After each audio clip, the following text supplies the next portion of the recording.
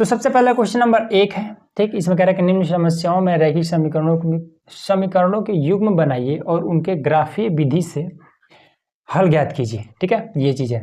तो क्वेश्चन आपको स्क्रीन पर दिखाई दे रहा है, तो चलिए देखते हैं। तो यहाँ पर हमारे पास बुक है एनसीईआरटी वाला, ठीक है, इसी में से हम देख करके बता दे रहे हैं।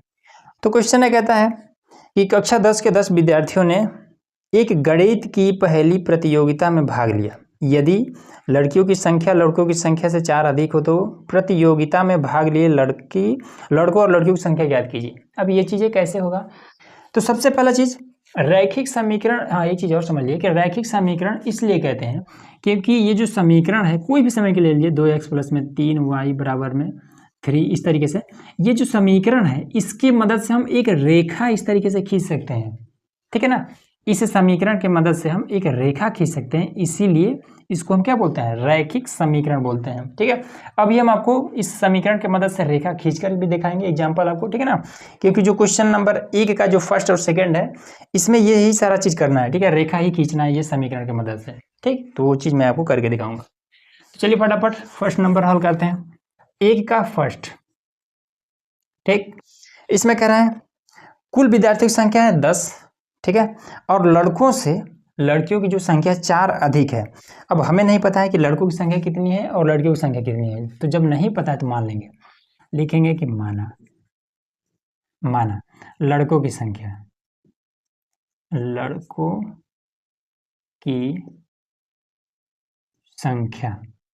बराबर में x, ठीक है, और लड़कियों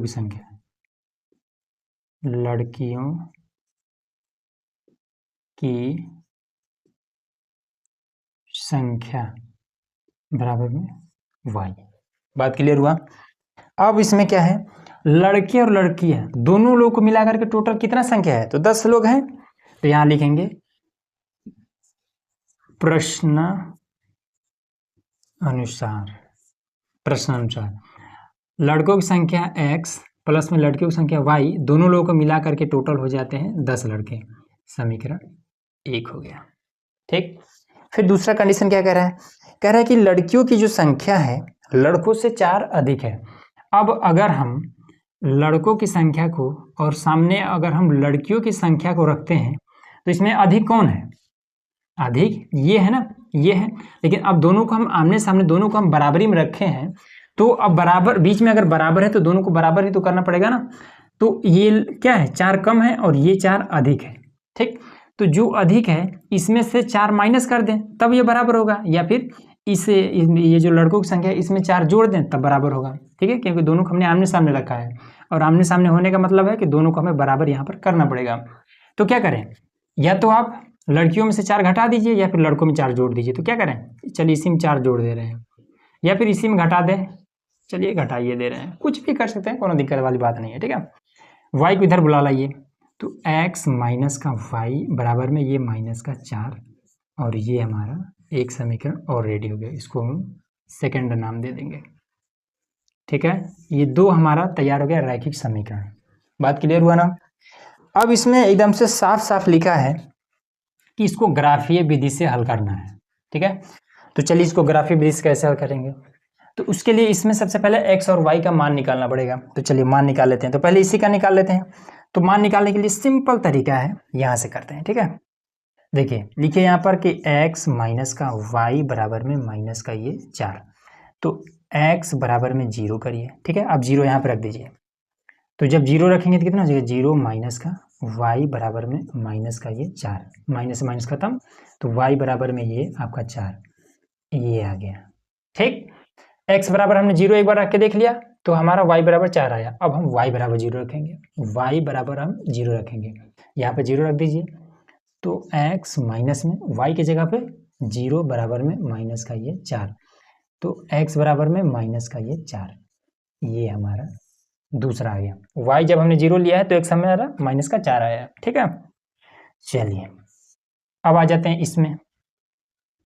तो x प्लस का y बराबर में 10, तो x बराबर में 0, यहाँ पे 0 रखेंगे तो 0 प्लस में y बराबर में आपको हो जाएगा 10, ठीक है। तो y बराबर में 10, ये आपका आ गया, ठीक है। x जब हमने 0 लिया है तो y हमारा 10 आया है।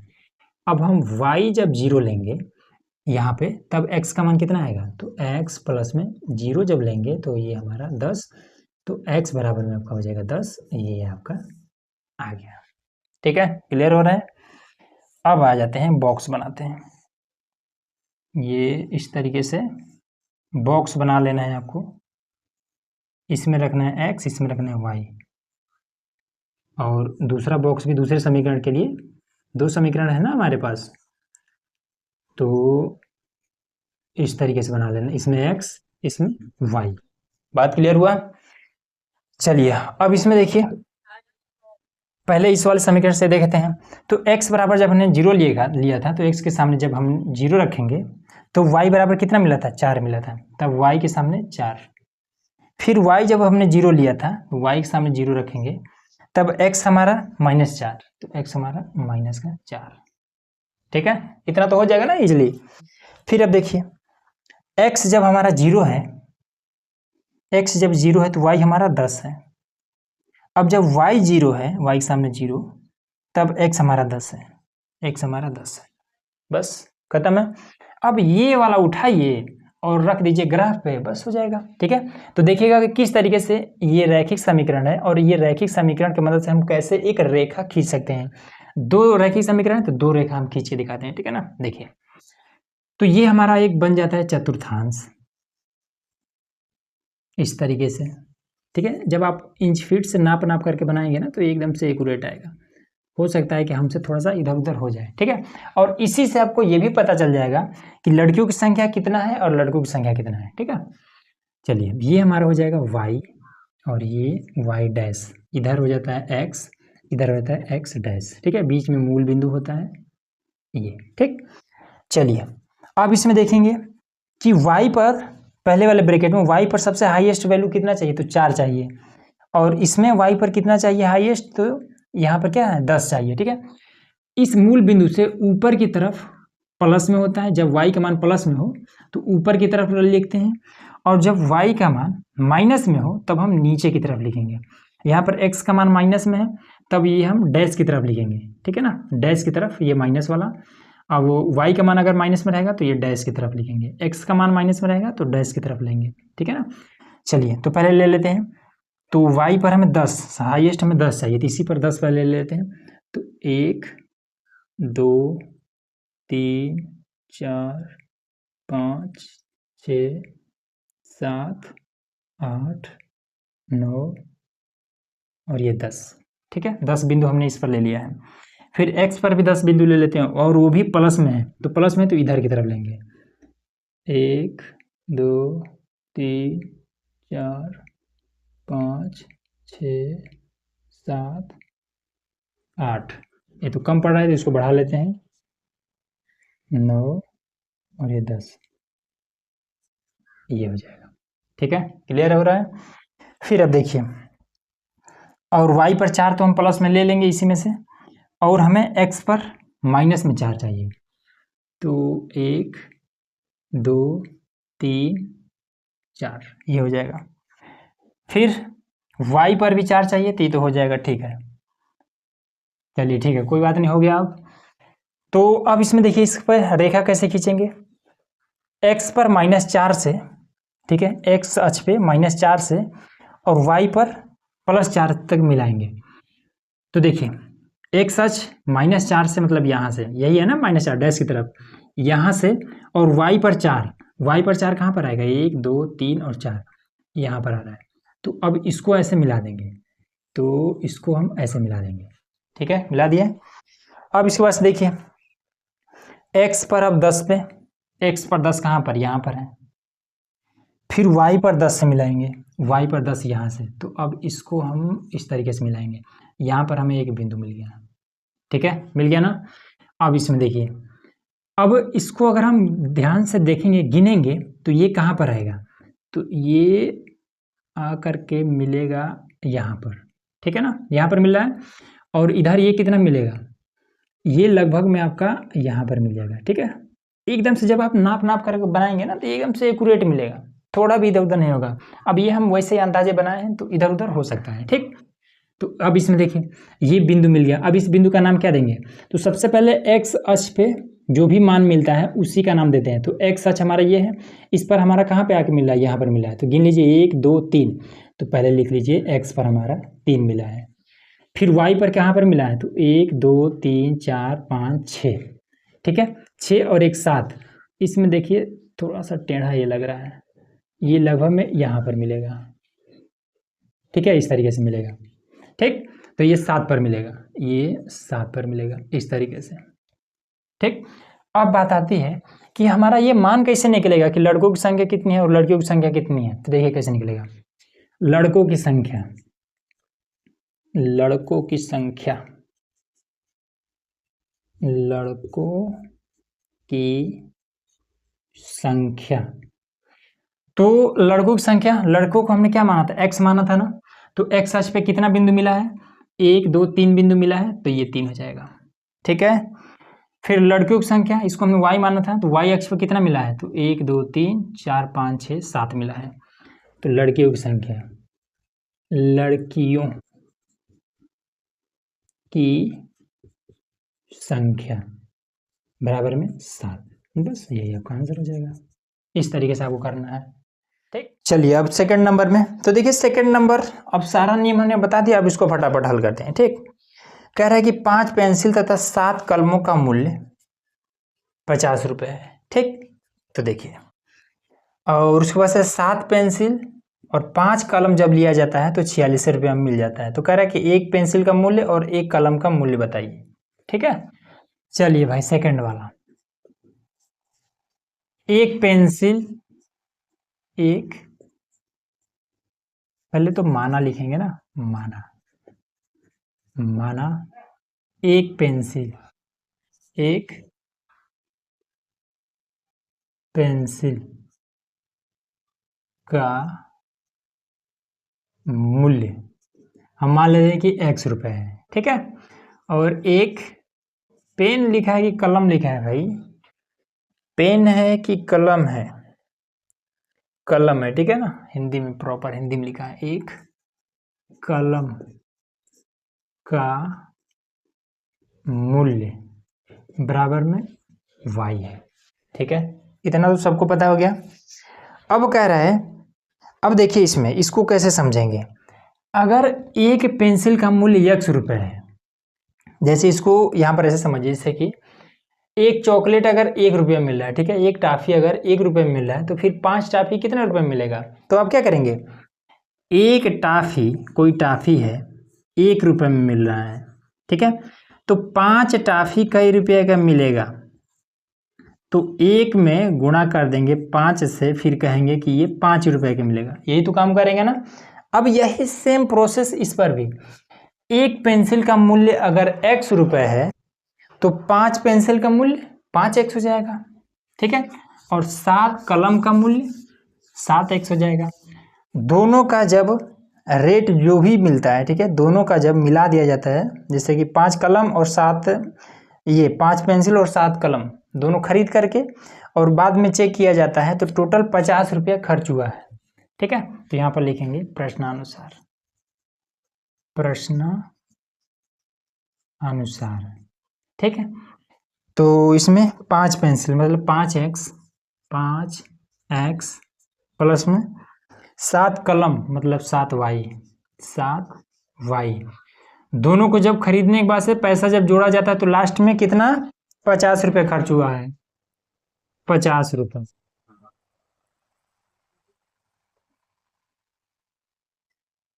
ठीक है, 50 रुपये खर्च हुआ है। ये हमारा समीकरण 1 हो गया, समीकरण 1। फिर उसके बाद से जब 7 पेंसिल और 5 कलम खरीदा जाता है तो 46 रुपये खर्च होता है। 7 पेंसिल, जब 7x प्लस में 5y खरीदा जाता है तब ये 46 रुपये में काम हो जाता है, ठीक है। इस तरीके से बात क्लियर हुआ। अब यहीं से हम फटाफट क्या करते हैं, निकाल लेते हैं x और y का मान। तो कुछ भी नहीं करना है, एकदम से आंख बंद करिए और x और y का मान 0 रख करके और हल कर दीजिए। देखिए लिखेंगे कि 5x प्लस में 7y बराबर में 50, ठीक है। तो x बराबर में 0 करिए, तो यहाँ पर देखिए 0, तो 5 गुणे 0 प्लस में 7 y बराबर में आपका हो जाएगा 50। ठीक है, अब ये पूरा 0, तो y को इधर भेज दीजिए, 7 को इधर भेजिए। ठीक है, 50 बटे में 7, तो ये कितना हो जाएगा, 7 सत्ते 49, बचा 1, दशमलव लगाइए, और 7 इक्यानम 7, 7 चौका 28, ये हो जाएगा। ठीक, y का मान ये इतना निकला, यहाँ पर इसको ब्रैकेट में कर दे रहे हैं। ठीक, थोड़ा हाईलाइट रहेगा। अब y बराबर 0 रखिए, y बराबर 0, तो यहाँ पे 0 रखेंगे, तो ये हो जाएगा 5x प्लस में 7 गुणे 0 बराबर में 50। 5 को इधर भेजिए, तो x बराबर में 50 बटे में 5 बराबर में 5 तो हमें 50 10 आ जाएगा ये। ठीक है, चलिए क्लियर हुआ। अब इसमें भी देखते हैं, तो 7x प्लस में 5y बराबर में आपका है 46। तो x बराबर में 0 रखिए, तो 7 गुणे 0 प्लस में 5y बराबर में आपका हो जाएगा 46, ये 0 हो जाएगा। 5 उधर भेजिए, तो y बराबर में 46 बटे में हो जाएगा 5, तो कितना हो जाएगा, 5 9 45, बचा 1 दशमलव लगाइए, 5 दूना 10।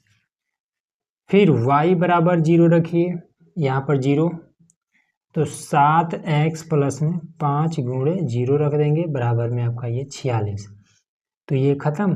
तो x बराबर में 7 को इधर भेज देंगे, तो 46 बटे में 7 हो जाएगा, तो कितना हो जाएगा, 7 सत्ते 49 से तो ज़्यादा हो जाएगा, 7 पचे 35, 7 छः 42, 7 छः 42, बचा कितना 4, 7 पचे 35, 7 सत्ते 49, ये इतना। ठीक है, इसको बॉक्स में कर देते हैं, ये भी बॉक्स में। और कौन है, और कोई है, चलिए नहीं है। अब बॉक्स बना लेते हैं, तो यहाँ पर हमारा एक बॉक्स, फिर ये हमारा दूसरा बॉक्स,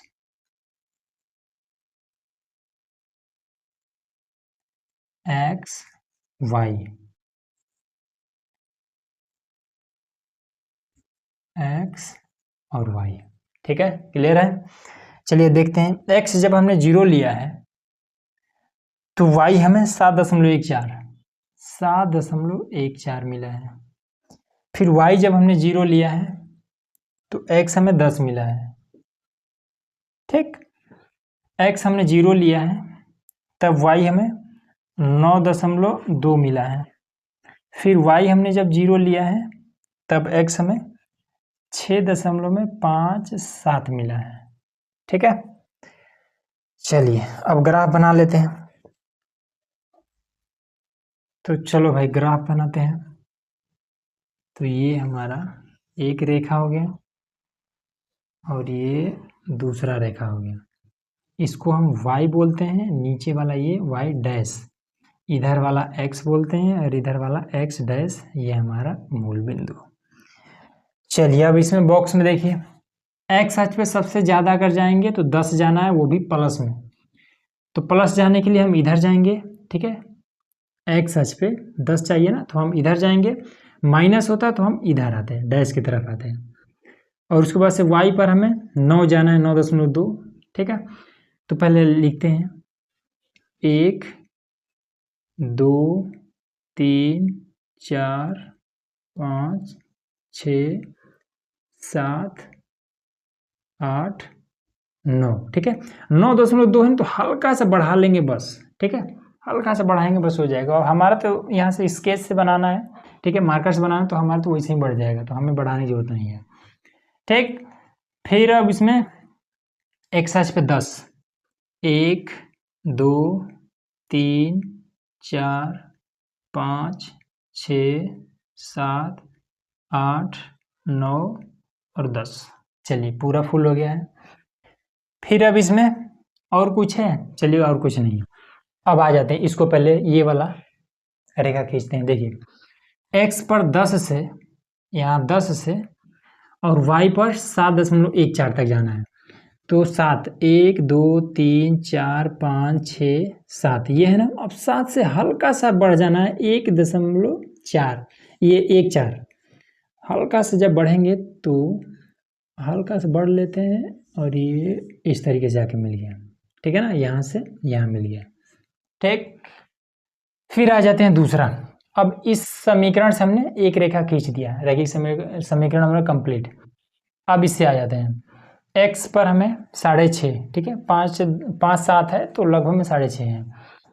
चलिए तो 6 2 1 2 3 4 5 6, ये हो जाएगा 6.5, 6.5 हल्का सा बढ़ा लेंगे, यहाँ से खींचना है।